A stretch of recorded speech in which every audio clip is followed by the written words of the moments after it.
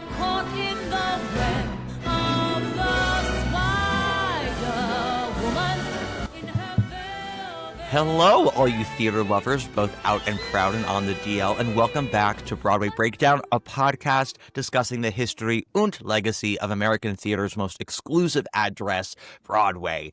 You are not confused. I am indeed your host, Matt Koplik, the least famous and most opinionated of all the Broadway podcast hosts. I just have a very sexy laryngitis voice today. With us today is a woman. You might Name know a her. woman. Name a woman for $1. Name a woman. You might have heard that she wrote a book. Her debut novel. We have reached the end of our show. I'm surprised. I did not know she knew how to write or read. But It's shocking. even so, you mostly know her as pod mother of Broadway Breakdown. She's coming on to talk about her book, but also to talk about the new movie musical version of Kiss of the Spider-Woman. So please welcome back pod mother, my favorite gay man, Allie Gordon. Thank you so much. That was the perfect intro. Thank you. And also, I love Kiss the Spider-Woman so much. You really okay? So let's just jump into it because we do want to talk about the book. We don't have a lot of time. Full disclosure, guys, I do have laryngitis. I am recording a 2-part episode after this, so like, Allie and I have a lot to talk about. We're let's just gonna dive into it. Allie. and also my clarion voice is feeling a little raspy today. I also have a cold. I don't have like laryngitis because like Matt like needs to one up me on everything. I just have sort of just like a regular sort of cold. You know what I mean? But Allie, you know. there's only one way, well, 2 ways in which you one up me. One is your very, very thick hair. That You have thick hair. Do you not have thick hair? No, you got thicker hair. Like ice Okay, could not thanks. get through your hair. No. And I mean both the substance and the group. And also cocaine. And also cocaine. Your hair does look like it's on cocaine. It's just like, don't touch me. But also you have a rack that I just can't compete with. Oh, thank you so much. And again, Yeah. I do want to I feel like this comes up every podcast, but it's important to me. Well, maybe I should just say, when Allie inscribed her book to me, she wrote her little autograph on the inside of the book. She wrote, "Matt, from me and my, in capital letters, huge tits, heart." Allie. Aw, that's so perfect. It was perfect. I laughed and then I cried, and it was beautiful. But okay, Kiss of the Spider-Woman. Allie, Yes. what is your introduction to this piece? Okay. So I feel like we probably mentioned it before on the podcast. I have like loved Kiss the Spider-Man for a very long time. Mm-hmm. I think the musical is sort of a wreck, but I adore it. Like I always say like every girl is entitled to one musical that's kind of a wreck, but like is like her favorite musical. And like for me, that is like fully Kiss the Spider-Woman. I think Kiss the Spider-Woman has an amazing score, a really inconsistent book. It kind of doesn't know what it wants to be, but I'm so moved by the sum of its parts. Like the first time I saw it was I saw a student production in college. I saw there was like a student group. There was like a big student group at Michigan that was called Musket, and they did like huge shows in like the biggest stage, which was called the Power Center. So there was tons of budget and things, and like this is kind of where like student directors could go to like dream big. And they did this production of Kiss the Spider-Woman, and I like loved it. I like saw the show and then came back the next day and saw it again because I was like, what did I just watch? So I really love Kiss the Spider-Woman, but the more that I've lived with it and the more that I've loved it, the more I'm like, this show is like kind of not a great show. Like it might even be my second favorite musical behind Sweeney Todd, which is a perfect show. So like I kind of can't justify why I love it so much because I know that it has problems, but I really love it. I love that, like, it's not great, but I love it show is Kiss the Spider-Woman. For like most of us, it's like Diana, it's Carrie. I mean, it's Kiss the Spider-Woman and Diana have so much in common. They kind of do. Beautiful women in black dresses. Yeah, songs where maybe there shouldn't be songs. Songs where maybe there shouldn't be songs. I always sequences. I always knew of Kiss of the Spider-Woman. I never knew what it was actually about. Chita Rivera is very big in my family. She was a family friend. I never personally knew her, but like she was a client of my grandfather's and Okay, cool. all this stuff. So like, all I know, when he died, my grandma got flowers from Chita. But so anything Chita Rivera has ever done in her career, as far as the Coplics are concerned, like the show could be bad. Chita is never bad. Right. So right. like that was how they feel about Bonjour. But so I always knew of Spider-Woman. I think I finally listened to the album senior year of high school, I want to say, because I had finally gotten into like what the premise was, and I started listening to the album more, and I was like, whoever this waif of a man named Brent Carver is playing Ugh. this bleeding pulse of a character named Molina, this is the role I want to play. I mean, it's have you gotten a chance to like watch it at like Lincoln Center or like even like a quote Ali unquote slime tutorial? Alexandra Elizabeth Gordon. Yes, Not full only legal did I name. watch, not only did I watch it at Lincoln Center Library, I watched it with you. Oh, good. Wait, why? We watched it together. Do you not remember this? Was I it had for the a. pod or were we just like This was in gay? college. We were just faggots. Okay, We good. went. That's what I wanted to know. We just, we went. Oh my god! I I mean, remember. I can fully believe this to be true. Like when you said that, I wasn't shocked to hear it. I just don't remember. I still have somewhere on my phone as a saved text from you because I had said something to you during lunch after the fact that was so like off the cuff. We were sort of talking about the show and all the ways it was done.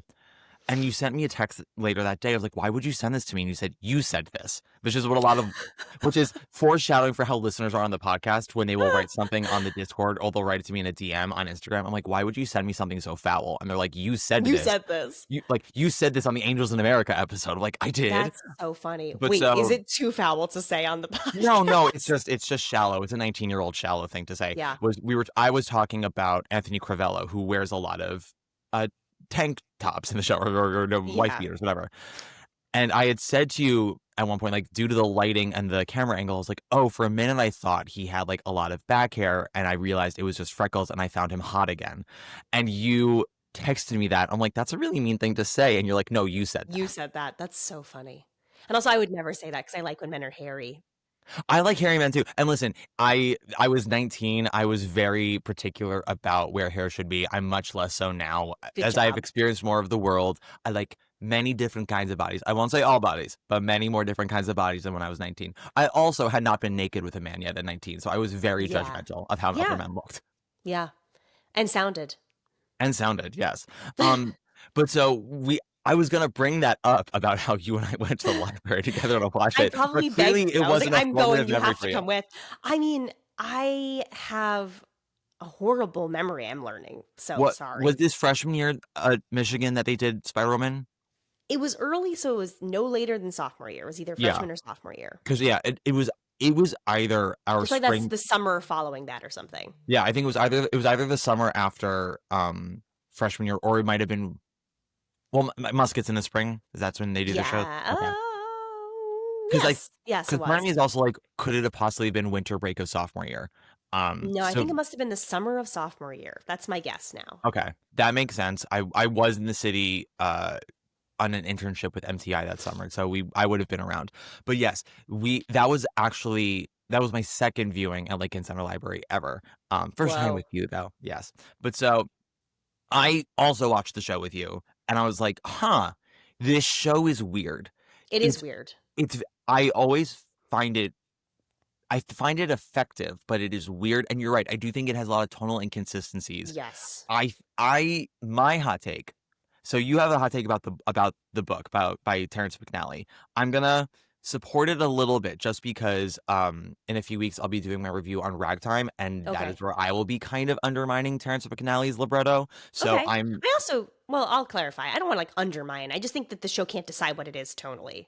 No, Allie, shit on the grave of a dead man. Please do it. Right here, right now. God, if you insist. I want Tom Cardahy to know what you think of his husband. Stop. I love. Listen, I have almost 3-hour episode about love, valor, compassion, guys. You can hear me wax poetic about that bullshit of just like how much I love that show. And I do enjoy McNally as a writer, and actually I do think he's possibly a better librettist than playwright, just in terms of structure. Like I think he structured Spider-Woman really well. He structures Ragtime well. Ragtime, I more have issues with timeline and like and also tone, but that's also a 90s thing. The 90s are an interesting decade for American musicals because especially like Spider-Woman had a very long development, right? It was, I think they tried to develop it at SUNY Purchase in 1990. It famously Yes. bombed. They then take a It year also was off. like reviewed there, which they were furious about, and it was sort of But like inappropriate to do so because they were like, "This is not even an out of town production." yeah, I they're don't like, know. this is the workshop. But Frank Rich's criteria was, you're charging Broadway prices for this, and it's Broadway talent involved. Like, no, we're gonna come see it. Okay. And I'm like, the talent thing is not where the argument is for me. It's like, oh, if they're charging the same ticket prices like Miss Saigon at the Broadway, then yes, by all means, go to SUNY Purchase and do that. Go see Because the show. Yeah. yeah, if it's a workshop, let your audiences pay for a workshop, not for a full blown production. But anywho, between the SUNY Purchase and the Broadway premiere, Bill Clinton became president, and there became a new attitude in America of like ease, and not just like optimism, but sort of like, we're gonna be good. Like he got us out of the national debt. We, just the country as a whole was sort of like, oh, it's the end of history. That's Mm, why for the first 3 seasons of Sex and the City, it's so like, there's nothing worse than being a woman who's single. You're such a pariah. And then the rest of the world is like, I can think of something that's worse than a right. single Right. woman. Right. But like, that's sort of like where ragtime is at. And we talked about this with Angels in America, of when Angels in America was being written, when it was getting workshopped, and then when it finally came to Broadway, it was three different American presidents. And so the tone of each production changed. So with Spider-Woman, it's sort of this, the boldness is just the fact that Molina exists Uh as huh. homosexual. And so it leans more into an emotional component with him, and actually shies away from the transness that is underlying in what I imagine is the novel, which you know much better than I do, but Yes. but is quite prominent in the 80s film, I have now discovered, because Yes. I watched the 80s film the day after I watched this new movie musical, and I will Okay. say Interesting. a lot of Bill Condon's decisions for this movie make more sense to me. Not that I agree with them, but that I get now why he did what he did. Uh Because huh.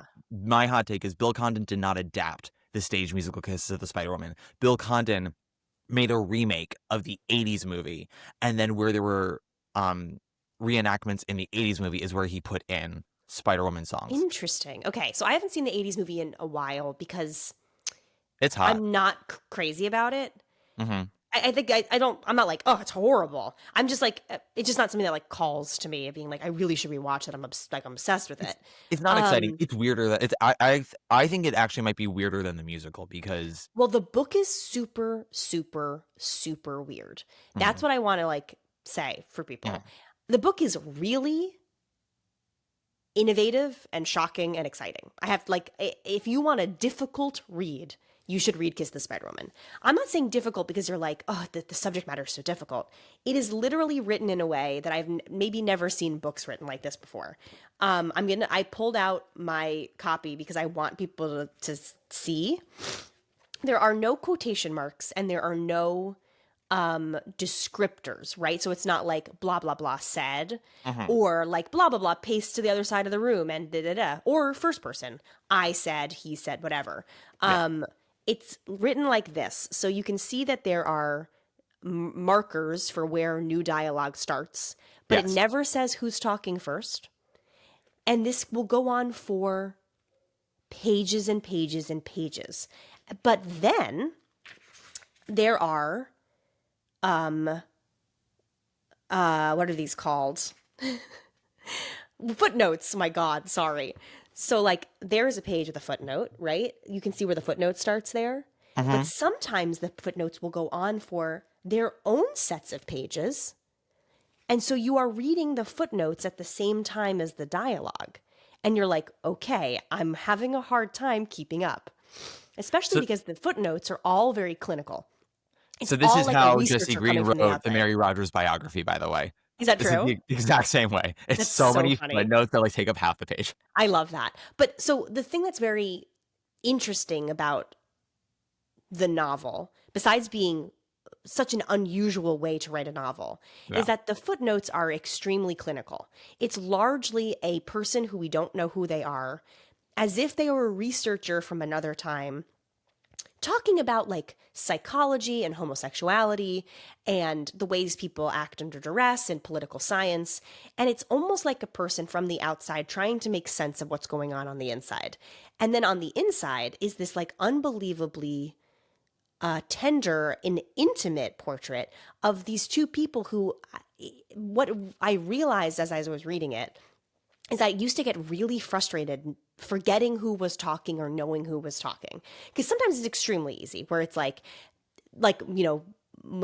Valentin will ask a question that's like, I'm just trying to understand people with your proclivities better. And you're like, okay, cool. Obviously I understand who's talking. But sometimes they'll talk for so long that you're like, who's talking to who? They're starting to sound the same. And it actually is like kind of beautiful because it's like it's like overhearing a conversation through a wall and wanting to understand better who these people are, watching them kind of fall in love a little. Do you know what I mean? Yeah. And then being like, wait, when did this happen? They're suddenly so intimate. And it's like, it's like getting, I don't know, it almost feels like inheriting letters from like a family member and like trying to like make sense of their lives and being like, I didn't know you, but now I know you. And I'm getting all these like intimate portraits of your life. And do you know what I mean? And then at the same time, the clinical, footnotes are encroaching on their like little personal space. And so sometimes you're angry because you're like, oh, they're in a really good part. They're like talking about some emotional stuff. And like the footnote would take up half the page. I'm like, shut up, footnote. Do you know what I mean? It's really very interesting. Okay. It's a lot less overtly truly romantic as like I think like some of the further adaptations have skewed most specifically this most recent adaptation, which I thought was the most romantic for sure. This one hardcore went, no, they are now in love, They're and in love. they're a couple. Completely. So like the book doesn't really tread that way, but it definitely shows you that they really, really trust each other and have talked for intimate and long hours. Yeah. And so that it is not purely like one person's a spy and did a bad job doing his job, and one person's a manipulator and did a bad job doing his job. You know what I mean? It's like you can tell that there's like there is something truly special there. Yeah. Yeah. So the book is crazy, but I really think people should read it. I would like to read it. It's the last thing I have to do for my Spiderwoman intense research, especially now that I've seen the 80s film, because it's interesting actually kind of going backwards on this, having seen the new movie, remembering the musical and like rereading the libretto of the musical and seeing what's there and what's not, and then watching the 80s film and seeing how close this movie follows it, as well as like the libretto. And watching sort of the romanticism get scaled back with each iteration as well, because as we said, like in this version, Molina and Valentin they fall in love with each other. When they finally have sex, it is lovemaking. Yeah. And there's a post finale scene when liberation ensues in Argentina, and Valentin gets released from prison, and he takes out that red scarf that Molina gave him, kisses it, and goes, "We did it, my love," and holds him to the air, and that's the last shot. It's Bill Condon loved reading Simon versus the Homo sapien agenda, and he was like, I want that for my movie. Now, the musical is less romantic than that, but it's more romantic than the 80s film, because Molina does fall very hard in love with Valentin pretty early. And Valentin does not fall in love with Molina, but he does fall into him. He cares for him a great deal. Yes. And when it's clear that it is not just, oh, I'm seeing an opportunity to get something that I want, and this person will do it for me. Yeah. Because I can tell that they love me. And that is actually a thing that I think the musical does well. Is like using the moments of introspection and like the fact that an audience can get into a character's head in a musical. So I think that's excellent. Like there's a lot of things I really, really like about the adaptation of Kiss of Spider-Man the musical, obviously. Yeah. My biggest thing is just like it's so well, okay. I feel like we can get into this because then it'll sort of lead into the movie in a way. Yeah. The musical has some trouble with the prison stuff, which is tough because the prison's where it all takes place. Yeah. There's a lot of fantasy. Agree with that, by the way. There's a fantasy element to it too, and those moments are excellent. But the prison stuff is really kind of silly at times. Like it does not truly feel dire.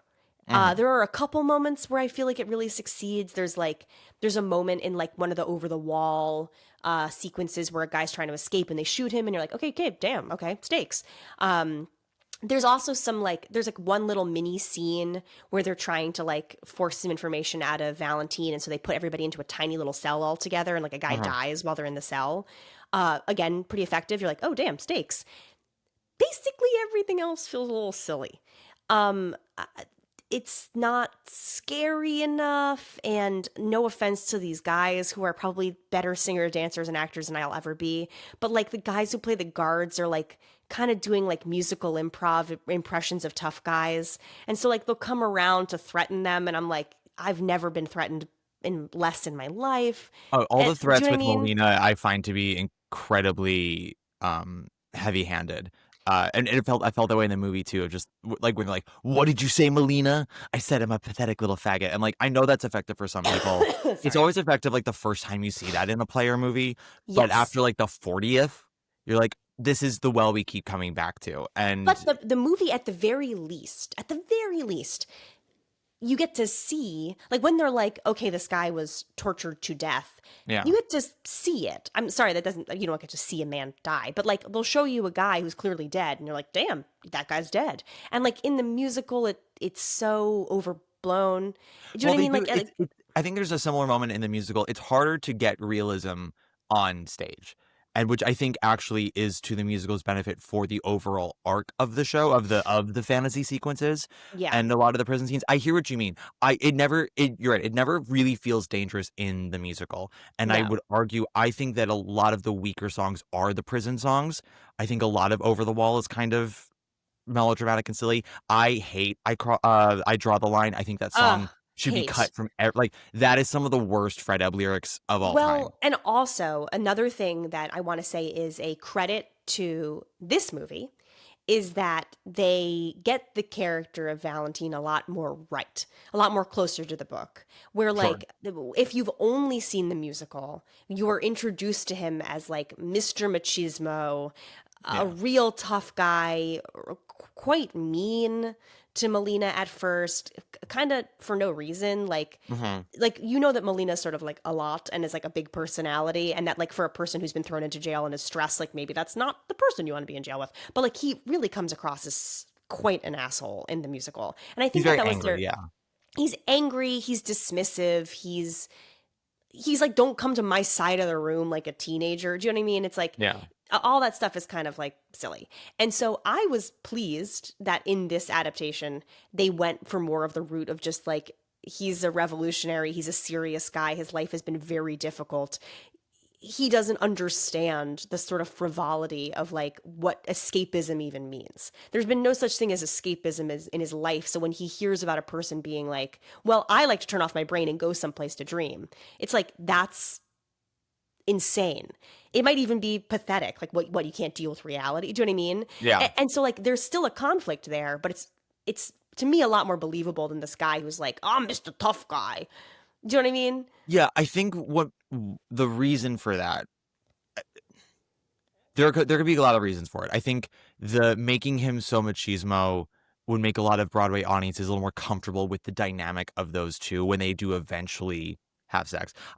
We will talk about this more with Ali Gordon's book, Everybody, Oh my but god. I have found that a lot of straight people have an easier time with gay couples when either they are completely sexless and they can't think about who does what in bed, or it's very, very obvious to them and therefore they don't have to think about it anymore. It's like, Right, oh, like I a can, cartoonish yeah, like I can very clearly this is see the who's the top wife and guy. who's the dad. Yeah.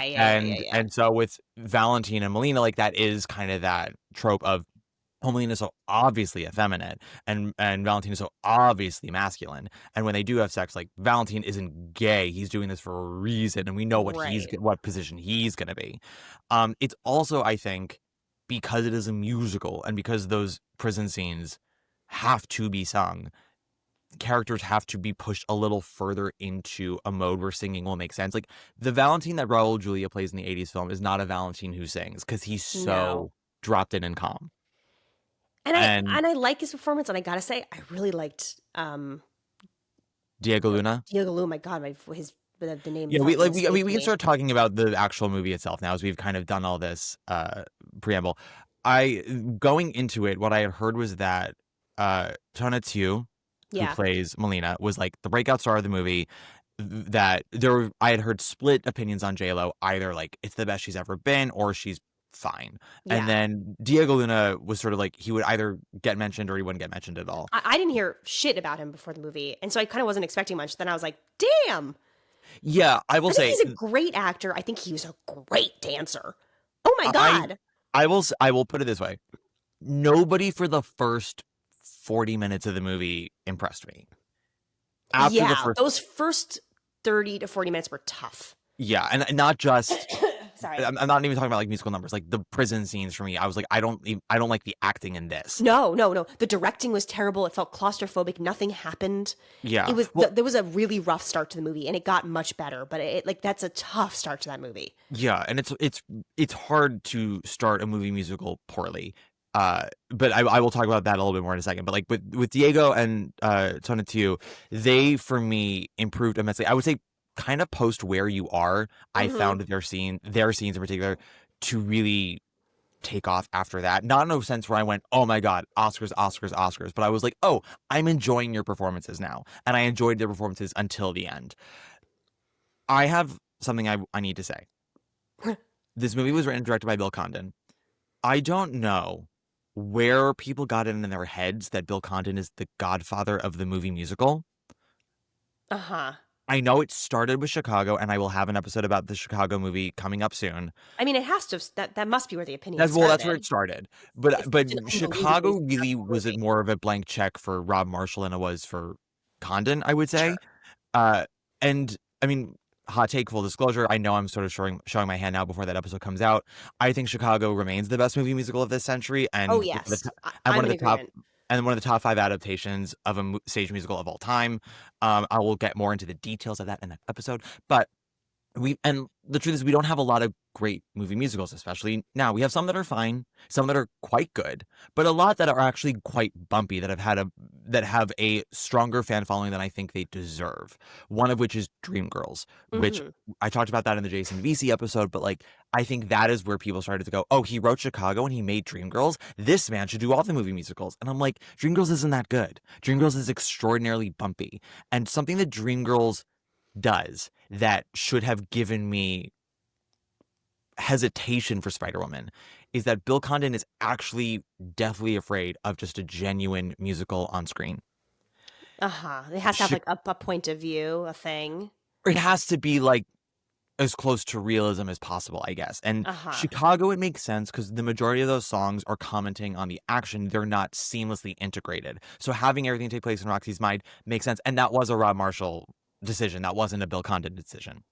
But that makes sense for me. And also why I was surprised that Rob Marshall didn't incorporate that into 9 as well. Or he did with Yeah. 9, but like didn't make Guido's movie a musical, and that's why he's thinking of his life as a musical. I'm like, it's so easy. It's so easy, Yeah. Rob. But anyway, but so Dreamgirls, he wanted to make that movie as realistic as possible. Problem, and it was like cut all my coughing out of this final edit. no, You have bumps and all to, that. you have to mute me. The problem is he wanted like most of the numbers to be production numbers, performance numbers. The problem is that, and I am telling you, I'm not going, is the most famous song of the show. You can't do that movie without it. And it is a non-diegetic song. It takes place in a scene. Right. And there's no way around it. And so Condon kind of builds outwardly from there of like, how much non-diegetic singing can I get away with and not have as much, which is why 85% of the Wretched Steve and Dreamgirls is cut. It's why so much of Cadillac Car and Seven to the Bad Side is just performance stuff. The first moment a character sings, and it's not a performance in Dreamgirls, is 2 lines in Seven to the Bad Side, which is 30 minutes into the movie. And it is a quick cut of Jamie Foxx in an alleyway, and it's like a blink and you miss it. And we don't see anything again like that until Family. And I don't know what your experience was like seeing Dreamgirls in the theater. I saw it 3 times, and all 3 times the audience laughed when Jennifer Hudson went, "What about what I need?" Everyone was like, "The fuck are we doing?" Right, because it seemed to come out of nowhere. Came out of nowhere. And he didn't really do it ever again after that. I think the next time after, and I'm telling you, there was like non-diegetic singing in a scene was Laurel going, "And Laurel loves Jimmy." Like everything else was just performance. Yeah. And with a movie musical in particular, you have to establish it's a musical immediately. Get people on board that there's going to be singing, there's going to be dancing. And you have to tell us in the first 10 minutes maximum what the vocabulary of musical theater is going to Yes, be. you really have to be like, this is what kind of musical we're watching. And I like how the songs are going to be used. So agree with that. Yes. Yes. Chicago tells you right up front, like, and this is actually the smart thing of having Roxy have that like quick cut of Roxy on stage is like, we are going to be seeing performances, but Roxy has an imagination and you're going to see that happen a lot. And then within 2 minutes after all that jazz, she shoots Fred Casely and we go into Funny Honey and we're like, okay, this is what the movie does. And you have to kind of pack it with numbers for the first 30 minutes. And you also have to have a momentum. You have to have a rhythm. You have to have a tempo. And Case of the Spider-Woman, they're singing from J-Lo over the opening credits, and then there's no song for like 30 minutes. 25, 30 minutes. It's really tough. Really tough. Yeah. Yeah. That's tough. And all of the music is in fantasy. Yeah. Which leaves a lot of the best music from the score on the cutting room floor. Which also means that they had to find some sort of like trunk songs to put into the movie musical, which are fine, but I can't say much more than that they're fine. Yeah. Do you know what I mean? Like some of the best writing of the show, and honestly, some of my favorite Candor and Ebb writing of all time is just gone, which really sucks. It sucks if you're a fan of Kiss of the Spider-Woman. Do you know what I mean? Like, sorry. I think it probably sucks for the movie overall because I'm not watching this as a newcomer being like, with brand new eyes being like, wow, what an incredible score. But I read a bunch of reviews that were like, this is a terrible Candor and Ebb score, which makes me sad because I love the score. I'm like one of its primary defenders in this world. And so like, it makes me crazy because I'm like, no, you're right. What you watched was an okay score. This show actually has a lovely score, amazing motif, just great shit. I just think that like if you happen to be a person who's listening to this who saw this movie and has no other references to Kiss of the Spider-Woman, please, oh my god, like just listen to like one of the soundtracks. Like listen to the Chita cast recording. It's so good. I mean, that's my personal favorite. I think you should listen to the Chita cast recording. I was trying not to like put my opinion on it. Vanessa is incredibly well sung. She's a wonderful replacement. Like Chita is a Broadway legend and star for a reason. And you can fully feel her performance in it just from listening to it. It's like you can get such a sense of it. And you understand what's missing from J-Lo's performance, who, I will say, whatever AI auto-tune magic they did, she sounded vocally better than I expected. Also, I thought that she danced fantastically. I just didn't love the choreography. Okay, so here's my thing. I didn't totally love all of her dancing. I loved her dancing when they were, like, in the club. You know, that was incredible. When she's doing the pas de deux with Diego Luna in the photography in the black room, and it's supposed to be very funny face-esque. When the choreography is going more golden age, Sid Charisse, Debbie Reynolds style, that's where I think J-Lo shows that she doesn't have classical dance training, or she hasn't been doing it for 30 years. Like some of her lining is off. You know what I mean? Where it's like, it looks like me if I were to do it. But don't you think that a really, really astoundingly great choreographer could have communicated that better to her? Oh yes, no. This harkens back to my epiphany seeing Follies in 2011, where I stupidly, my young stupid self, my stupid young not slutty but very sexy self, blamed Jan Maxwell for Story of Lucy and Jesse not working when I should have blamed Warren Carlyle for not helping her. Jan Maxwell, you should have known you were wrong because you can't blame Jan Maxwell for anything. Allie. We all make mistakes. Hillary Clinton did not support gay marriage until like yesterday. So we are all allowed to come to the right side eventually. Okay, you're right. As long as you get to the right side. Exactly. As Dan Savage said, when the person comes to the right side, you don't berate them for not coming over sooner. You say welcome. But so I, at the time, was like, well, what can Warren... Because I also just come off of Finian's Rainbow, and I thought his choreography for that was so beautiful. And I went, well, what could he do? Jen Maxwell can't put her feet together. And then I was like, well... Alexis Smith couldn't do the exact same thing, but Michael Bennett found a way.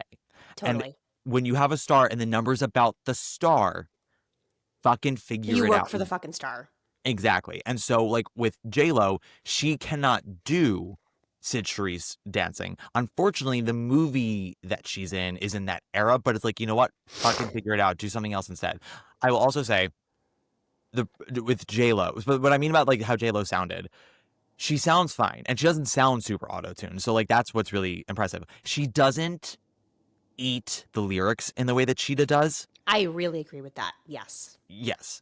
And that's part of also that, a very easy fix. Like I think, look, I am not a J-Lo hater and I'm not a J-Lo stan. I'm just sort of like J-Lo exists in the world. yeah, So, I'm just saying that just so people she's given me joy understand where and I'm she's coming given from. me nothing. Exactly. So I'm like, cool, J-Lo, cool.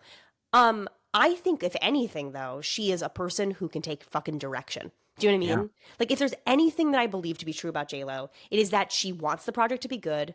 She wants people to see her as like a legitimate theater star. Hmm.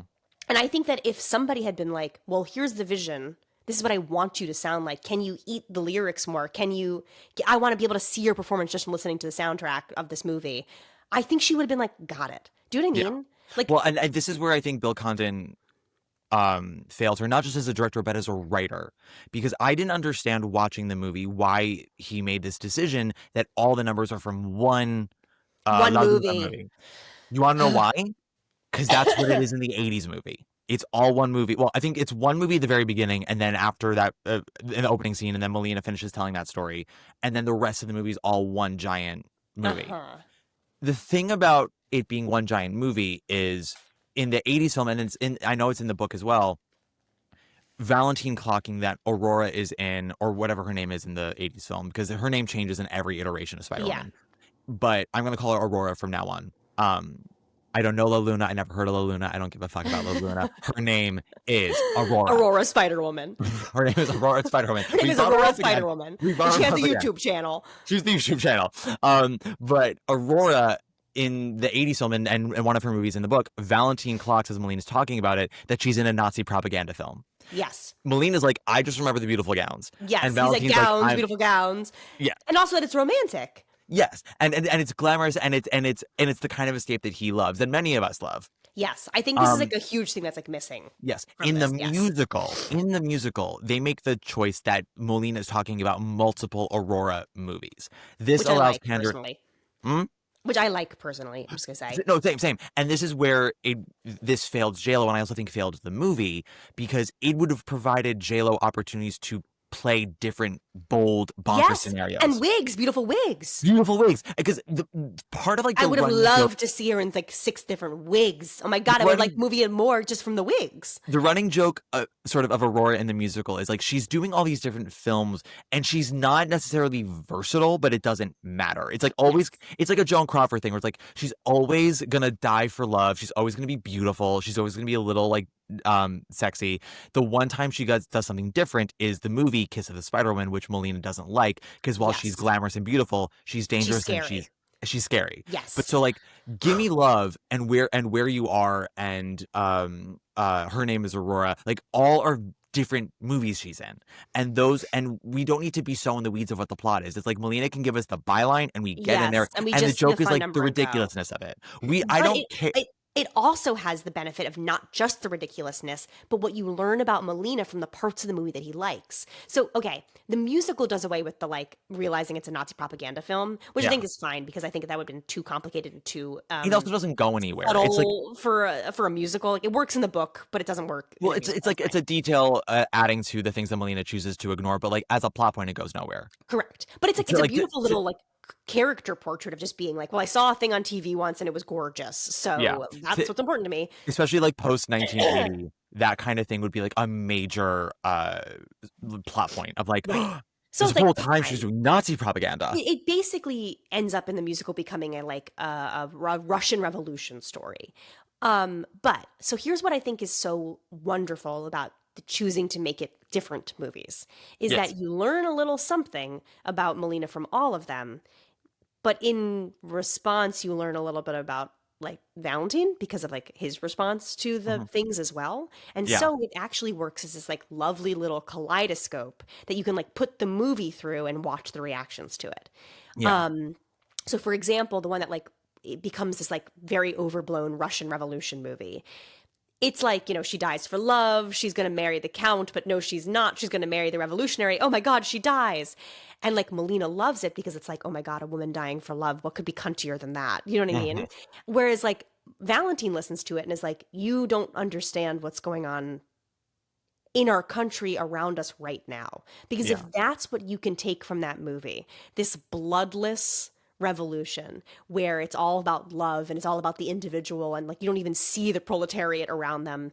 Like you don't like what are you learning about the world, which then Yeah. allows him to sing The Day After That, which is one of the best songs written for musical theater. Yeah. Period. I don't care what Bill Condon has been in so many interviews talking about how people were mad at him for dressing them up. I'm like, I get why people are mad about that. I love that song too. Yeah, good song. I was like, oh, you're avoiding the hot button topic, which is that Which people is are more furious that you cut this song. it makes me so angry Because because it's I think also it's it one was of the just best songs wrong. ever. It was a wrong decision to cut it. And there's a way you can do it. Of like Valentin understands in his own way now the like disassociation and being in his own movie world, but his movie is this movie and this is the song. I And there are so no agree. dancers, there's no fancy soundstage. It's him on a mic to the camera singing straight about that. And like Ugh, that would be powerful. That would be Diego Luna's Oscar clip. I know. I'm helping everyone today. And I think he's so good. He is. I understand the enjoyment of putting them in the movie like as characters. I actually like that too, yeah. I like that. I think I would have liked it more again if it were multiple movies and they're not always either it's a running joke of which characters are they playing in this movie, or sometimes they're characters in it and sometimes they're just observers and like they get to pop up in the world and just sort of watch as Molina narrates, and that would make it a much more fluid way of having the numbers be in and out of the movie as opposed to having to do always hard cuts of jail scene, movie scene, back and forth, back and forth, back and forth. Like there needs to be a fluidity. I so agree. Especially and also like because, oh sorry, you go. well, just like sorry. We're talking like around it but haven't said it, which is like the only movie that is being told in this current movie adaptation is Kiss of the Spider-Woman. Yes. And we lose this important thing that like it's the only movie Molina doesn't like. Because he's afraid of this character where he's like, I love Aurora and I saw all of her movies, but I can't watch this one again because it was so scary to me. And it's like, okay, let's look into this a little deeper. It's not just like I was a kid and I saw this movie and, oh, the Wicked Witch was so scary.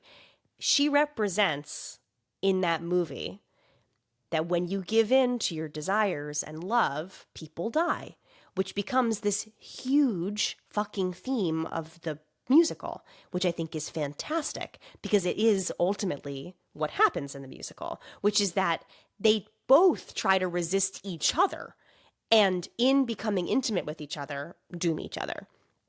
Yeah, but it's also the fact that death is constant and it's always looming. Totally. And like, because it's not just, spoiler, that Molina dies and Molina's afraid of death. Molina's mother is sick and could possibly be dying, and that's a constant threat to him, and that's something that is like the one real world fact that he is always thinking about and aware of, and it destroys him. But also you need to sort of blend the lines between reality and fantasy more in this movie, because otherwise the scene that they cut The Day After That, but they kept the Spider-Woman Molina interaction that comes right after Morphine Tango. Yeah, because I guess it's in his mind. Because it's in his mind, it is still a fantasy.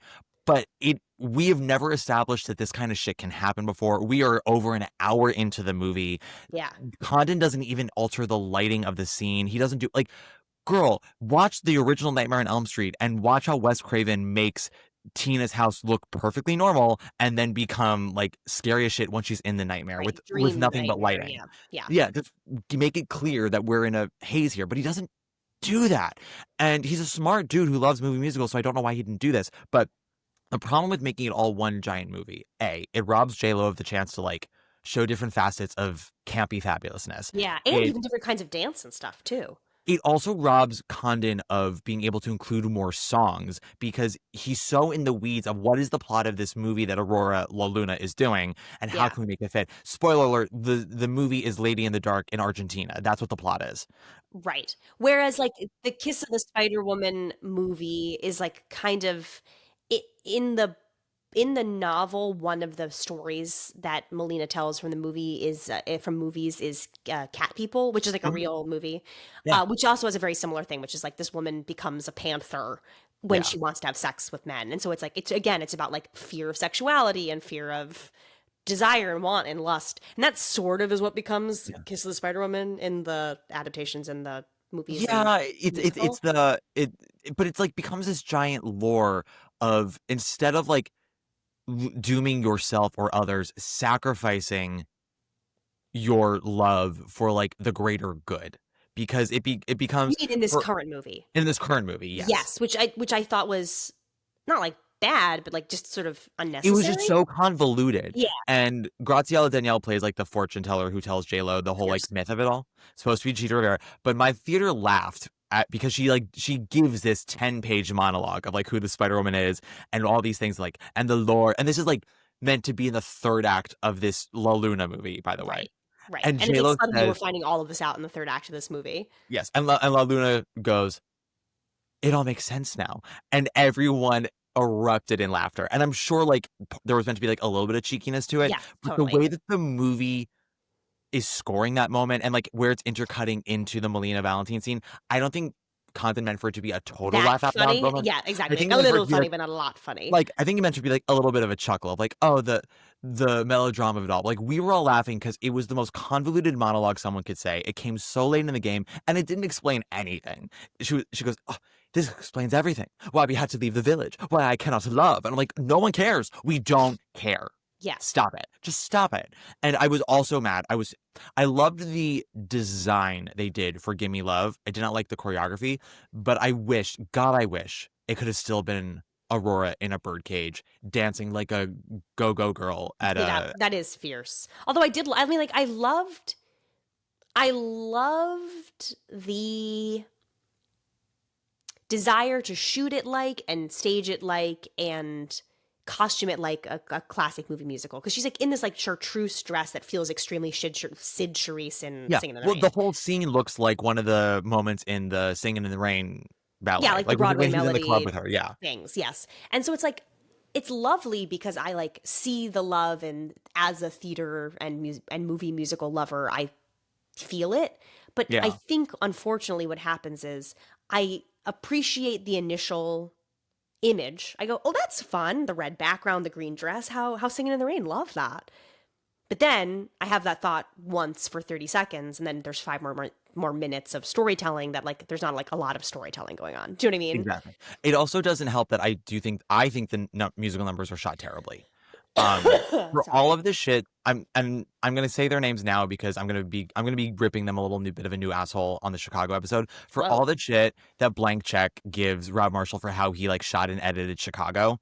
They've got a lot of nerve with that when there are so many other movie musicals that are shot so much worse, including this one. Oh yeah, no, like, Chicago's fantastic, and anybody who doesn't think so is unfortunately wrong. So a lot of movie podcasts will be like, well, we all know Chicago didn't deserve Best Picture, and I'm in the middle of watching all the Best Picture nominees of that year so I can say with my full chest if it deserved it. And I know you're a Lord of the Rings girl, Allie, but I will say, Oh no, that was 2001, right? No, that 2002. should have absolutely won in 2001. Absolutely. Yeah, no, no, not no. Lord of the Rings. I'm saying like Chicago. Yeah, no, 100%. Chicago. It was the year was 2002 for the 2003 Oscars, so it was Two Towers that year. Oh, well, Fellowship then was the year definitely before. should have won. Exactly. And I still Sorry, not like watched no Return of offense the to Two King. Towers, I'm a girly, but like But it was I'm not a Chicago's a Lord better of, movie. I'm not a fantasy person. I literally watched Fellowship so I could get context for Two Towers. And I will say, Fellowship I watched was like, you know what? This is not my genre, but this is very well made. It's beautiful. It's like, there stuff happens in it. This is good. Like, if this had beaten Beautiful Minded that year, absolutely. I probably still would have voted for Moulin Rouge because I'm gay. But like, if Fellowship had won, I'm like, go for it. People who go like, well, it's like, yes, it was part 2 of a 3-parter, but the only reason why Two Towers didn't win is because Return of the King was coming. I'm like, I'm sorry. I think Two Towers, nothing happens. Nothing happens. I mean, it's a middle movie. It's a middle book. That's kind of Yeah. shit. That's sort of the danger of adapting a 3-part thing. Is that the middle one is always things are about to happen. Trees I still talk. think things do happen. Like there's crazy set pieces, battle sequences, character development, but it's like it's just every 10 minutes, but nothing happens, baby. Nothing happens. It also has my favorite performance ever, maybe put to screen, which is By Brad Dourif. Oh, How did I know? How did I know you so well? Greatest performance ever. Call you recorded. Anatole. I go call you Anatoly. Call me Florence Svetlana because I know you so well. You do. I think knew he's it. incredible in that movie. I think it's He maybe the is. best anyone's ever acted on screen. I can't tell. I was talking to a few people as I was doing this like mini Lord of the Rings rewatch, and it was either you or it was my friend Josh, or it might have been my friend Scott. all of you. Well, Josh isn't a Lord of the Rings girly, but he likes fantasy. But I was like, Brad Dourif is great. It's like, it is a little ridiculous that no one in that kingdom looks remotely like him, and no one is like, Yes. hey, it's like person who looks like inbred evil. Maybe you should be kicked to the curb. And then, That's like, what and I then said he is, to you first thing. Where I was like, it's my favorite thing about that movie is that Oh, there's a no, man it was whose you I told name this to. is Wormtongue, and everyone's like, the king's friend? We love him. That guy's cool. We love him. I mean, So no, it was you that I said this to. Like Yes. Brad Dourif looks like inbred evil, and everyone's like, no problem. well, what can we do? Yeah, but like he does get kicked to the curb in the first like 45 minutes of a 3-hour movie. So It's like he's a wonderful. problem for just 45 minutes. It's very funny. Anyway, He also has so, one of the best line deliveries ever, which is when he's running away in shame after like, Uh-huh. and like, get out of here. There's a woman standing in his way, and he goes, get out of my way. It's so cunt. I love it so much. so I'm only saying this because I do love movie podcasts more than I like theater podcasts. They know what they're talking about pretty well, and they're passionate, and they're all this stuff.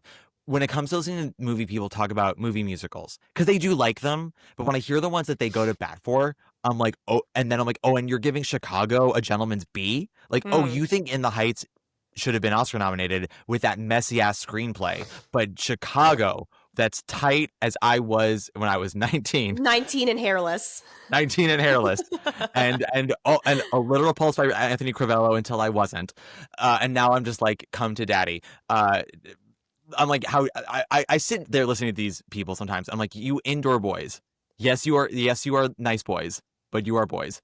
Sit down. Who are like, well, we all know that Spielberg's West Side Story is a masterpiece. I'm like, the movie that fumbles the last 30 minutes? No, it's not.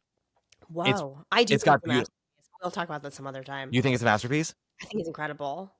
You were very mid when we came out of the theater. I think more that I think about it, the more I'm like, that was a miracle that exists. It's so earnest. It's so everything that we're talking about with this movie. I think that Spielberg's West Side Story is an 8 out of 10. I think when it is great, it is gorgeous. I think it has 3 major flaws.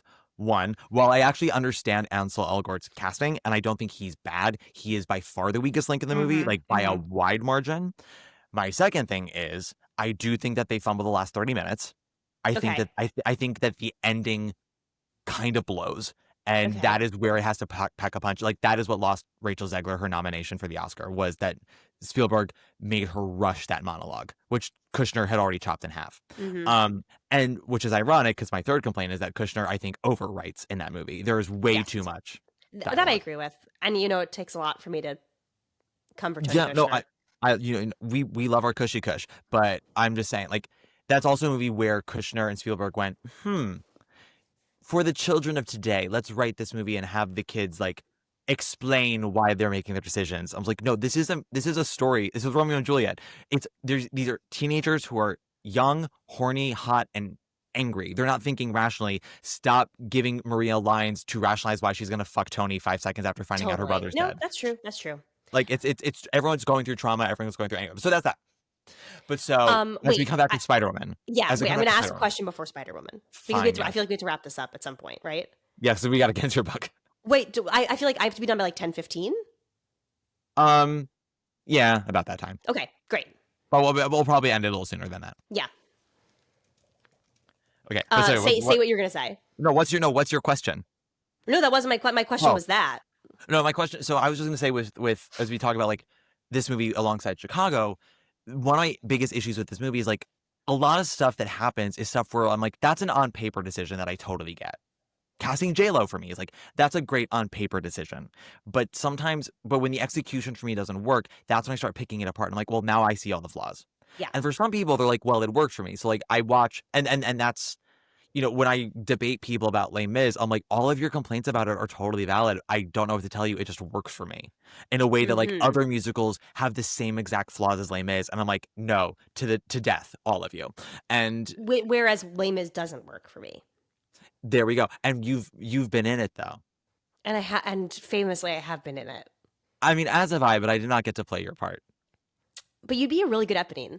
I would. I don't have the Eponine hair, but I can wear a trench coat like none other. Especially now that I've lost 10 pounds. Yeah, it's like the belted trench coat, and it's like the trench coat's so big, but it's like your dad's trench coat, but you gotta like belt it because it's so big on you. Do you know what I mean? Tiny Matt's really laughing. tiny gowns because I'm small. That's what I think about all the time. That lyric from Death Becomes Her. Tiny gowns because I'm small. That's Yeah. exactly it. Oh my God, hey everybody, it's Matt from the future.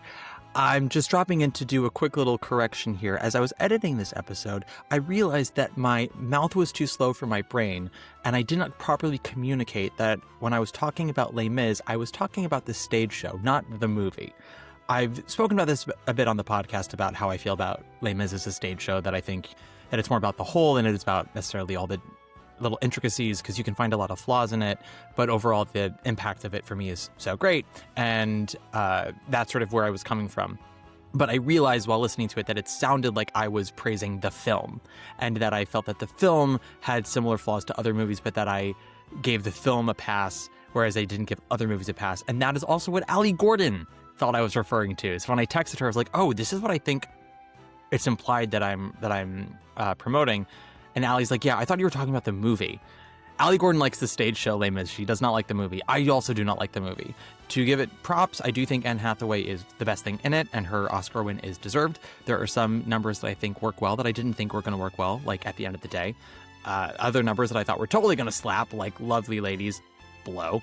And there's some solid performances in there, but they all kind of get undermined by Tom Hooper's direction. Anyway, that's it. Just wanted you guys to know, I want it on the record that I do not think that the Les Mis film is great. I do not find it effective. Done. Back to the episode.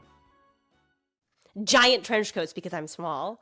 Giant trench coats because I'm small. So, other thing I was gonna say, I got in hearing how like great Where You Are was in this movie, and I think Where You Are is objectively The best number in the inarguably movie. the best. No, Yeah. not in the movie. I think it's the best song in the score. Oh. I actually don't love how it is in the movie. I think Gimme Love is maybe the best number in the movie for me. Oh, I really liked Where You Are. I didn't dislike Where You Are. I had two issues with it. One was I thought that they incorporated Molina too early into it. Uh-huh. And I was like, of any number where like we need to have cuts of Molina in the prison watching torture and like compartmentalizing that into a musical number, like that's where we begin, and then he eventually jumps into the number. That was my first complaint. My second complaint was the aesthetic, where they're giving J-Lo the Judy Garland and Summer Stock version of Cheetah's original outfit with the white hat and white jacket. Yeah. But all the chorus boys are wearing sheer black see-through tops and like leather pants, and I'm like, so this looks like Sid Charisse is starring in the movie Cruising. Like, Okay, I agree with that. That felt kind of lazy. But I did think choreography-wise, it was the best number. And also, they incorporated a lot of lighting-wise, it was like fun lighting, and like there were moments where like things would come up in silhouette and like a block of light. They took what they did on stage and just put it on film and like expanded it. Because when you watch the Tony performance, I mean, I swear this is not a Rob Marshall like love fest here, but like Rob Marshall did choreograph the number on Broadway, and like that number is sort of credited for steering the show in a new direction. Part of me wishes like they had sort of scrapped the whole score once they had Where You Are and built again from that. But they, I was only 3 at the time. What was I going to do? What was you to do? But not, and I love a lot of the score that they have. What I mean is like there are certain moments that we don't like that I think might have been better if they had come from the element of like, well, now this is the seed that we're planting. Yeah. But so moments in Where You Are in the Tony performance, like when guards are bringing prisoners across the stage with sacks over their heads, and then Chita grabs one at the end, whips the sack off, and he's got a top hat on. I'm like, that's the kind of cheeky darkness that it's really genius. Yeah, and they do that in the movie. They like do those exact things in the movie, and that's why I think the number works mostly in the movie. I have issues, as I said, with the aesthetic of the costumes. I have an issue with including Molina so early, and then again, I just don't always think it's shot well. But I like how it's interpreted because it's the same interpretation as it on stage. Yeah. And then also,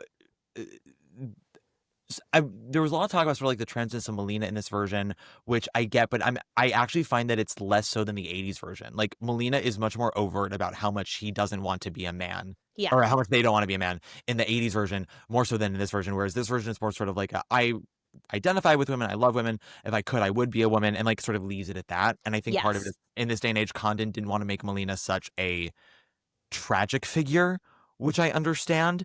I felt the first half made Molina an archetype because of that, because he didn't want to show too much vulnerability. He wanted Molina to be strong. A lot of Molina for me felt unreachable. And then when there was that vulnerability in the second half, not because Molina themselves are a weakling, but because the circumstances have finally just sort of gotten to them, have broken Yeah. through. I was like, I needed more of this in the first half, because in the first half, it felt like Tonatiuh was doing like their tight 10 at the Comedy Cellar. There something that I think is great about the musical that is not explicitly in any of the previous movies or book or anything, but I do actually think is like a lovely addition for the musical, is that I like that they chose to make Molina good at surviving prison. That people kind of like Molina. Like the other prisoners, like the guards are horrible, but Yeah. like the other prisoners are kind of like, that's Molina. Molina's been around. Molina makes us laugh. Mm-hmm. Really pragmatic. Do you know what I mean? Yeah. And there was something that I really enjoyed about that, especially in conjunction with Valentin, who is like in the musical, this like super machismo, that like he's actually not doing great. Like it can't deal with the boredom, can't deal with the taunting from the guards, and you know what I mean. And Melina's the one who's sort of like, hey, I'm going to show you, I've been in here and I can kind of show you how to like get through the day. I think that actually added to the character in a way, because you still see this dreamer and this person who wishes they could be somewhere else and could even be someone else in a way, but like is still really adept at dealing with the day to day. And I understand that person. Do you know what I mean? Like that character, I'm like, I know you. I've met you. I totally like, do you know what I mean? Like a person who has like Valentin thinks of Molina as being this dreamer who can't deal with anything of reality, and actually learns that Molina can deal with quite a bit of reality. Maybe not the same parts that he's able to see and deal with, but like is a caretaker and is pragmatic and is good at, you know what I mean? Like he gets what he wants. Molina, I wouldn't say that Molina necessarily deals with reality. Molina knows how to survive reality. Yes, Where yes. Valentin There's is, a credit in that. yeah, Valentin is so busy dealing with reality that he's actually not surviving it. Yes, that's an extremely good way of trying to phrase what I was trying to say. Yeah, but and like, one of us I has a like book that and one of us quality. doesn't. Thank you. And you should try rewriting mine if you Yeah, can. It's not too late. I have some thoughts, but so I will say also, something that surprised me was that in the '80s movie, I don't know how it is in the book, like when Molina eventually gets out of prison, Molina has friends Yes. that they go back to, and we hear. I don't know what it was that. So there's a character that Molina talks about in all the versions, a waiter at a restaurant. Yeah, Gabrielle. Gabrielle, yes, that they frequent, that they fell in love with, but it was like always from afar, and we just became friends. And in the musical and movie version, it was sad in the sense that like he clearly was pining, but understood the circumstances. This was not a gay man who was using Melina. Yes, This was it a was straight just man. a handsome man who was nice to him. Yes, and Melina's like, I write him letters, I don't hear back, but also I don't really expect to, because the letters are more for me. And in the '80s film, when I watched it after watching the musical, I was surprised at how moved I was of watching the flashbacks of starting with Melina. Melina goes to this restaurant with two friends of theirs, and that's where they meet Gabrielle. And for some reason, that moved me, because up until then, I'd always just assumed from the musical, from the new movie, that like Melina had no friends. It was just Right. But Melina's popular.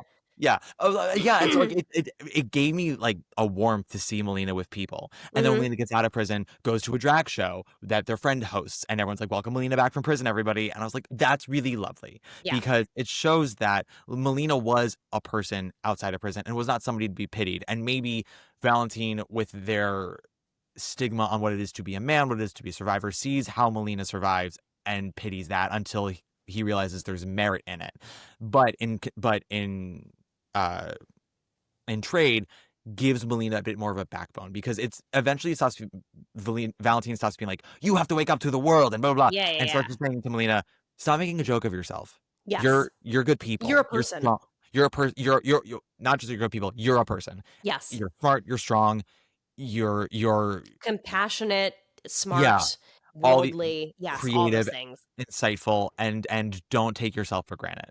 Which is another. You could also view them having sex in the previous iterations, not just. It's why it's like two things are true at once. It is a manipulation. Valentin is doing it to kind of ensure that Molina will do this Do thing what, for him yeah, with do what he with wants. his comrades, but also it is a coming together to people who care for each other, and Valentin's kind of showing Molina, you do not realize that you're someone worth caring for, and if this and like this will show you that you are worth caring for. Yeah. Someone you care about is going to have sex with you. And that is, some people can say, well, that's a shallow way to feel confidence. I'm like, it's not your story, it's Molina's. Yeah. Well, and also like in the book, God, I hope I hope I'm rephrasing this. It's so well written in the book, but I hope I'm phrasing it well. Yeah. Basically, like Valentin asks Molina, like, so with gay men, aren't gay men having sex? Like, aren't you guys hooking up? And Molina's like, oh yes. Oh yes, don't worry about that. We're hooking up. And Yeah. he's like, so then like what's your hang up? Like, aren't you popular? Can't you get guys? And he's like, yes, but the kind of guys that I want are attracted to women. I'm not into I am not I don't want the kind of men who want to fuck me. I Mhm. want men who want wives. I want men who are like like that's basically what he says, which is like I want to be the woman that that man wants to Yeah. be intimate with, because that's the kind of man I'm attracted to. And so there is also in that thing like I don't know.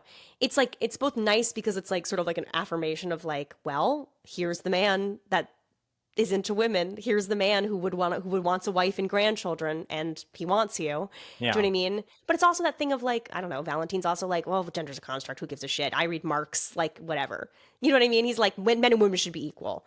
And Melina's the one who's sort of like, no, like hold on a second, there's some fun in the roles here. And Valentin's like, no, abolish the roles. Yeah. I wouldn't go as far as to say that Valentin thinks that gender itself is a construct so much as he thinks that gender roles are constructs. Sure. You know what I mean? He's just sort of Yeah. like, I don't like thinking about like the man's the provider and the woman's at home and the For man, sure, for big sure, for strong sure. man comes home and Melina's like, well, I kind of like it. Don't take it Yeah. away from me. I like it. Yeah. It's like, it's just a nice, sensitive portrait of two kinds of thinkers in the world that doesn't necessarily like you said, like it doesn't ascribe like that's a manly way of thinking and that's a woman's way of thinking. It's like it's just so much more. I don't know.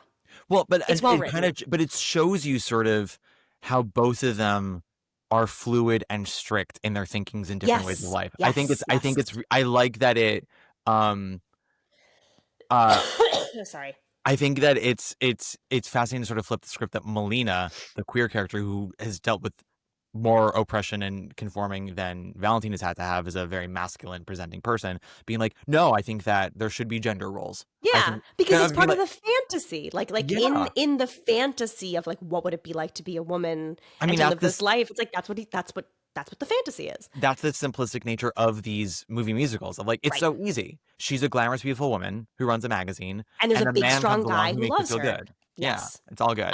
Okay, I have to pee. Do you want to Go, wrap this up while I go pee? yeah, You can why give don't we your wrap this little up? thing. Yeah, we'll do a little pause. But so while Allie goes to pee, I will just finish my final thoughts on this, which is to say that despite all the ways that I have been kind of dunking on this movie, hope that I've also given it some positives. I know we talked about Diego Luna and Tonatiuh, who I think after a kind of rough first start, really kind of take off for the rest of the film.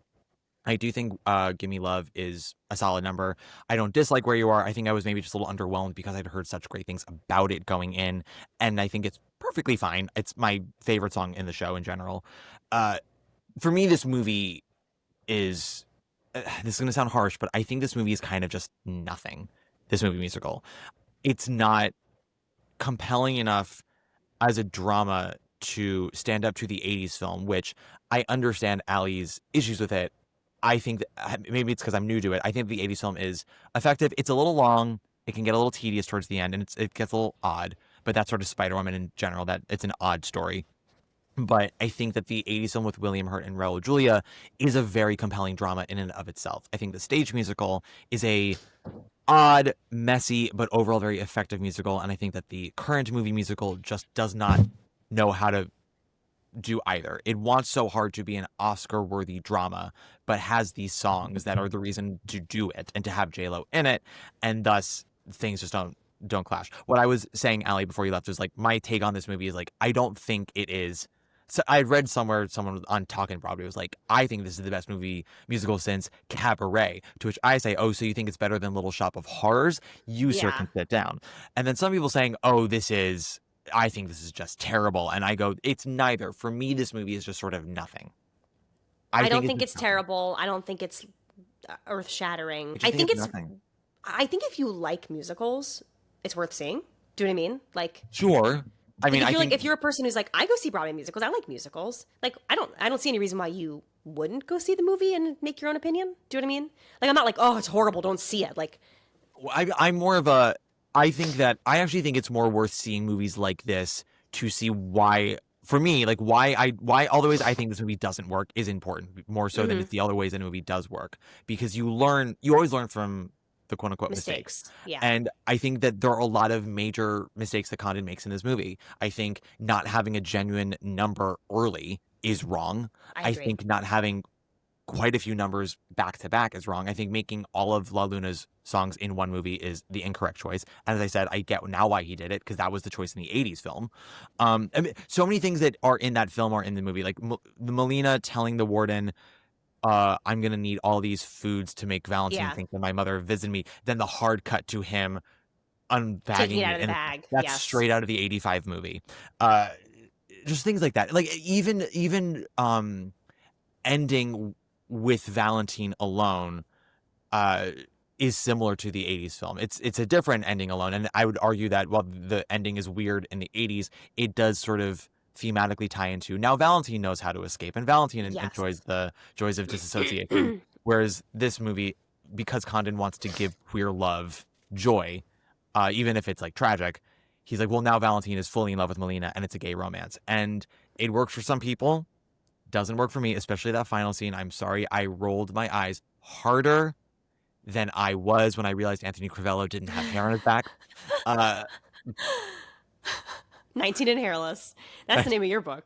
19. The thing, I wasn't hairless at 19. These arms have been these arms since I was like 17. That is true. Yeah. My arms could compete with your head. That's the thickness of the hair we're talking about. But yeah, that's just my thoughts. I don't think it's terrible. Like, I think there are far worse. But I would like to challenge theater people to look at these movie musicals on not just of this century, but I mean even like the 50s and 60s we had some bad ones. But like I would argue we don't have actually a lot of great movie musicals. We have a good chunk. We have a good pile of good, and we have a lot that are actually kind of messy with some high points, but messy. Yeah. Oh, wait. Also, last thing I want to say is I thought that the last number only in the movies was pretty good. I kind of wanted more. Like, I think it could have used like more sets. This is kind of like, that was the number where I was like, oh, I see the budget. Now I see the budget is in this number. I liked it. I thought it was a mistake not to end on it either. Yeah, I agree with that.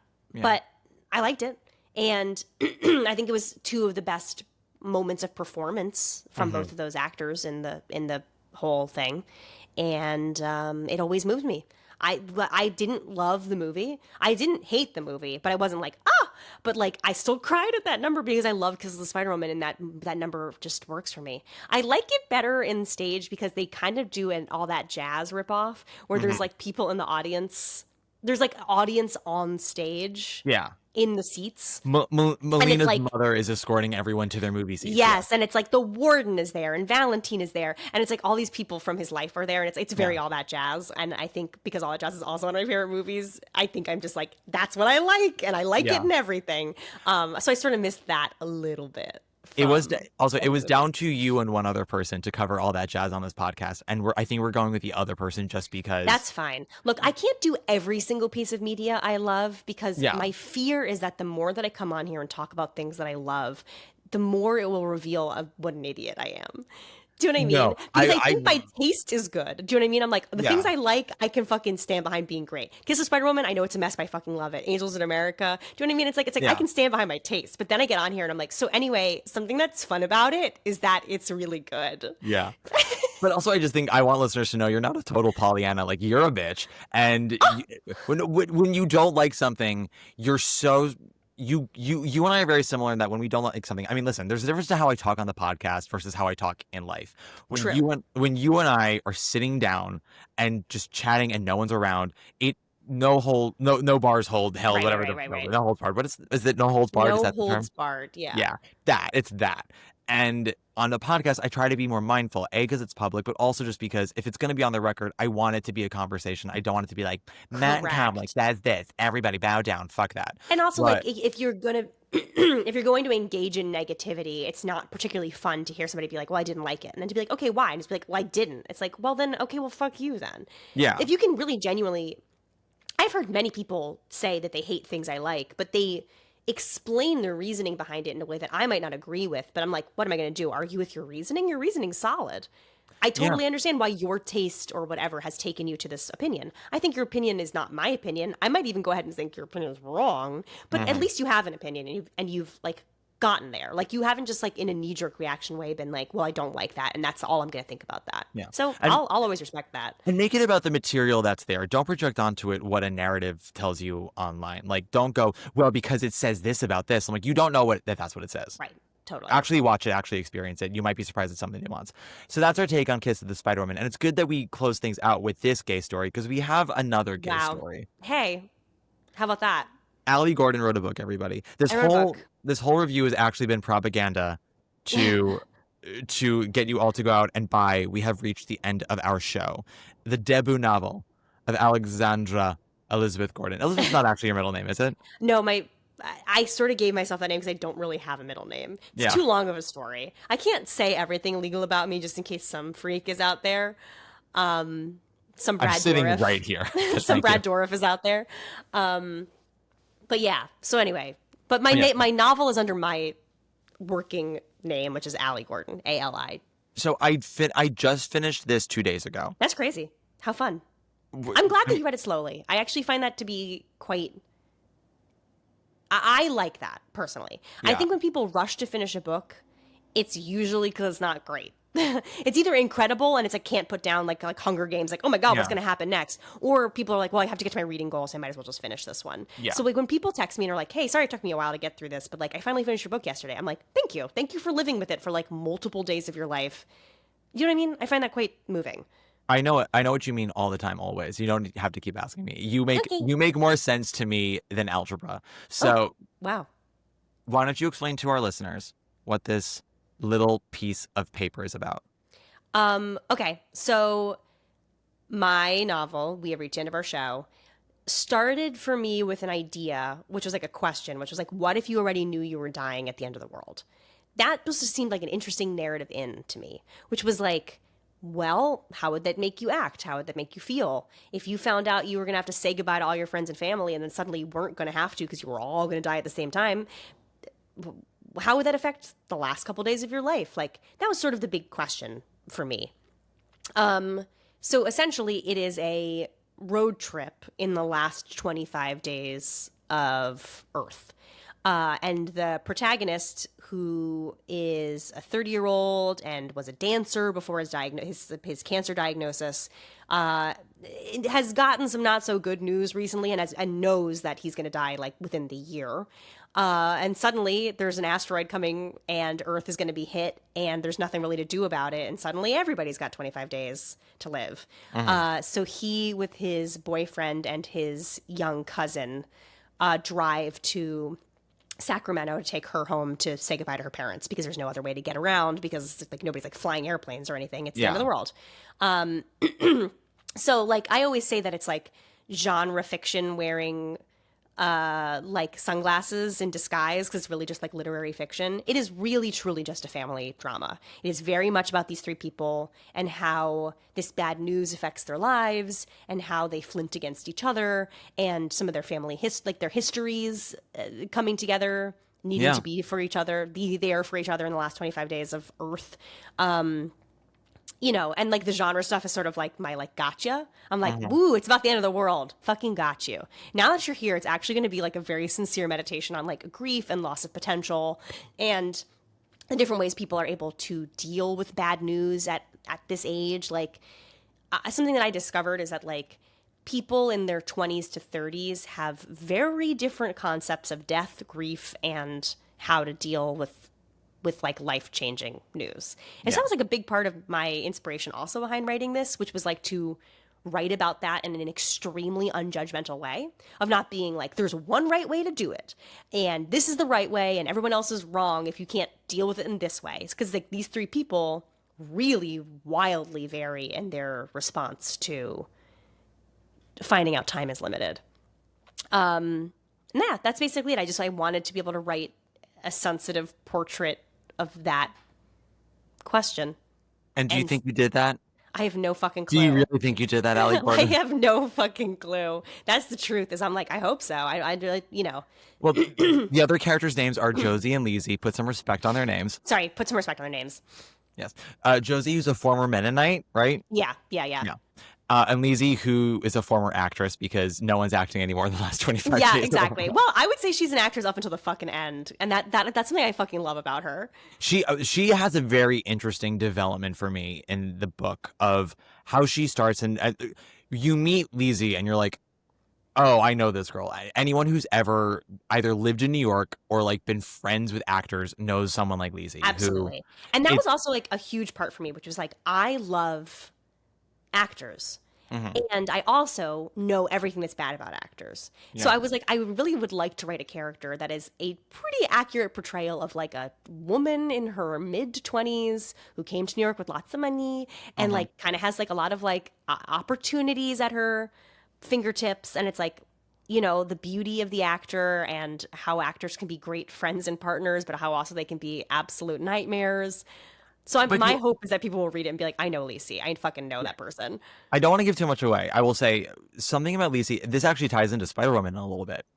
You have a flashback with her that ties into her overall arc for the last 25 days of the world, which is that she is somebody who, when confronted with the harsh, cold, dose of reality, can't really deal if there's an escape route, right? Yes. If she's given an escape pod, she resents that she, has to do it, and she doesn't like that people know that about her. She wants to feel like she's a mature adult, but she isn't. And when there's an escape pod, she takes it. However, there is no escape pod for the last 25 days. And as each day gets a little bit closer and hardships come the way of this trio, she slowly but surely steps up.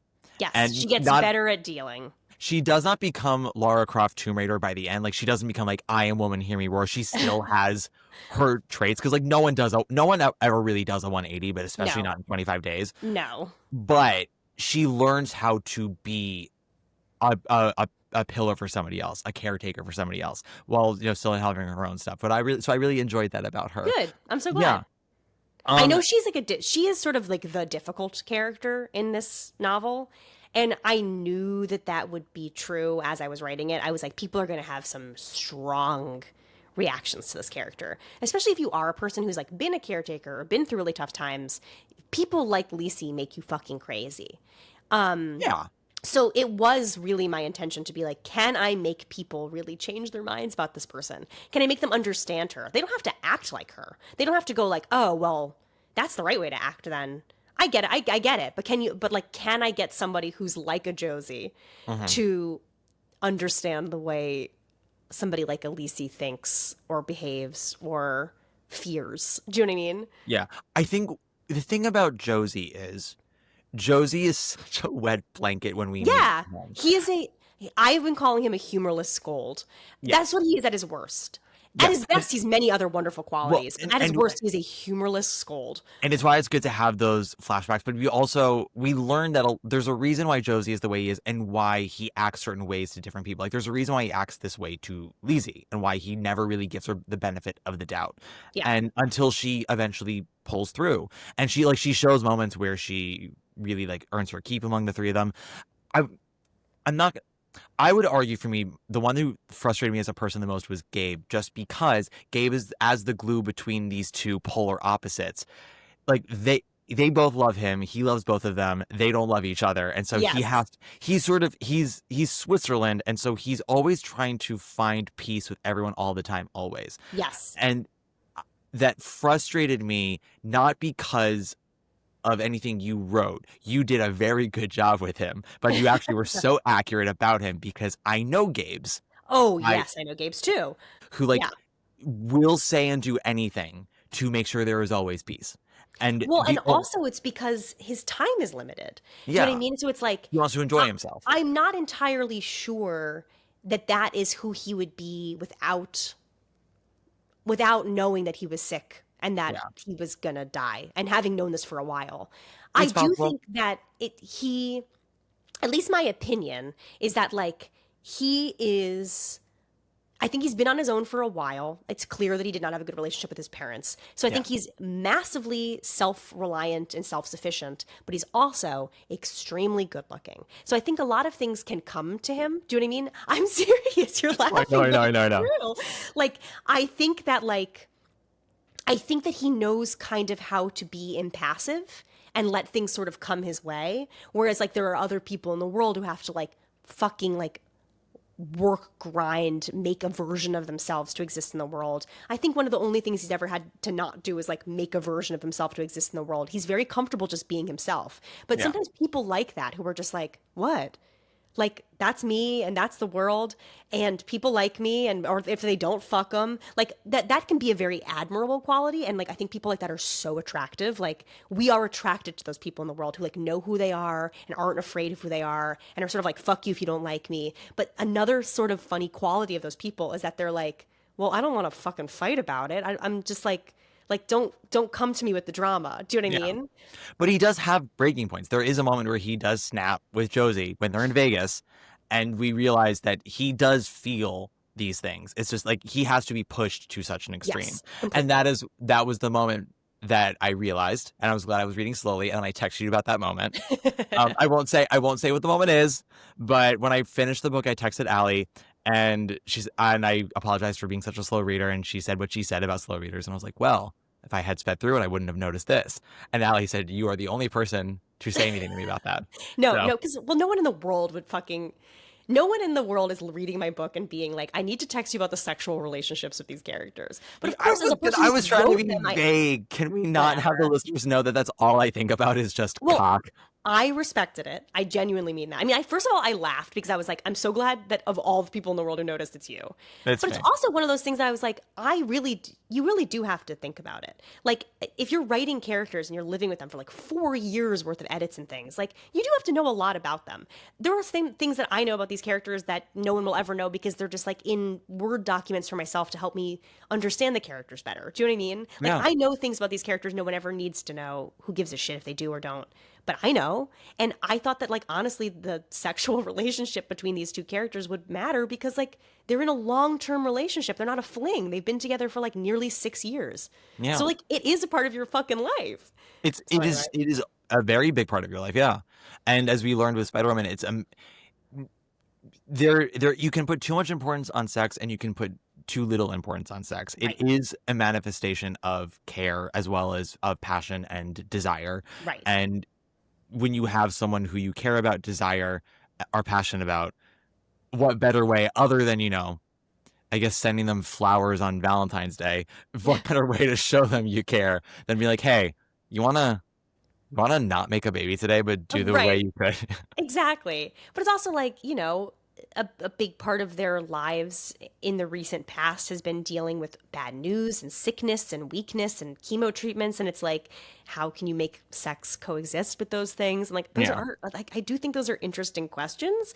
And I will say, not to like fucking toot my own horn, but like something that people I've been appreciative that they have responded to has been being like, thanks for not having Gabe be like the perfect sick patient. Because Yeah. like a lot of people who are either chronically ill or sick or disabled or have partners who are like, I read a lot of books with this theme, and usually the person who is ill or othered in some way is like an angel, like, and it's like they're untouchable and never say or do anything bad, and like it's so sad that they're sick. And I was like, I really do want to make sure that like Gabe is like a fully realized person, including wanting to fuck his boyfriend, and that like his boyfriend, who's like way more concerned about his health and his safety and blah, blah, blah, is the person who's much more happy to let that fall off the table. Yeah. You know what I mean? Because like when you step into a caretaker role, it sort of becomes a singular focus. And sometimes you start to see the person you're caretaking for as, you know, this little precious thing. But the person who is the person being cared for is not this precious little thing. They're a fucking fully realized human who like wants their boyfriend to fuck them.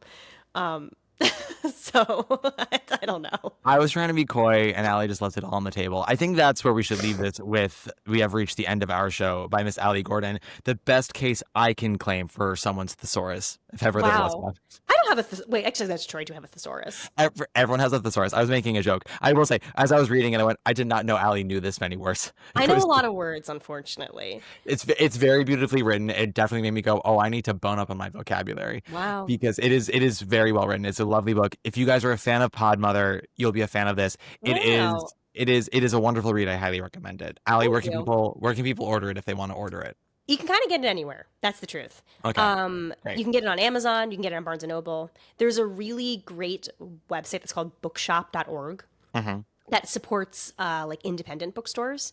So if you have a bookstore in your neighborhood and you're like, I love that bookstore, that's like my go-to place, that's where I'd like to pick the book up, you can either go to them in person and be like, hey, do you have this in stock? And if not, can you order it? Or you can order it via bookshop.org through them to like pick up at the place or even deliver to your home. That's Amazing. Really beneficial because I get a cut of that, but also the bookstore gets a cut of that. So that's a lovely way to sort of like support your community. Allie, where can people find you if you want them to find you? You can find me on Instagram at Miss Alice Nutting, MSALICENUTTING. Also, I feel like we like really sold this book as being like a sexy little spicy thing. It's really not. No, it's sad. It's very emotional. There is sex and spiciness in there, but it's really just sort of like honest portrait of I don't think anyone hears time. I don't think people hear death and end of the world and go, oh yes, jerk material. No, this is not for the spank bank. I mean, I don't know. Maybe. Everybody got other things. All right. If you want to find me on Instagram only at my Coppola usual spelling, if you like the podcast, nice 5-star rating or review really helps us with the algorithm. Make sure to join the Discord channel, the Substack. I believe this is coming out right before our live show at Green Room 42, November 14th. Broadway Breakdown, a cabaret now with Miss Natalie Walker, who spent 5 seconds on this episode, as well as Broadway's Josh Daniel. So please come join us for that. It's going to be amazing. When she comes back, tell her I love her. I will do just that. Also, speaking of reviews, if you did read my book and like it, please put a review someplace. It helps so much. I'm sorry to say that. Allie, we gotta go. So what diva do you want to close this out with? We gotta do Chita. We're gonna do Chita. We gotta. We're gonna do Chita. I love it so much. Okay, I love you. Love you. Bye, everybody. Thank you so much for listening. Take it away, Chita. You've got to learn how not to do what you've done. The pistol shot can't kill if you unload the gun. So build a palace where you're the Shah, and we'll embrace in that Shangri-La if you run away. So matinee from where you are.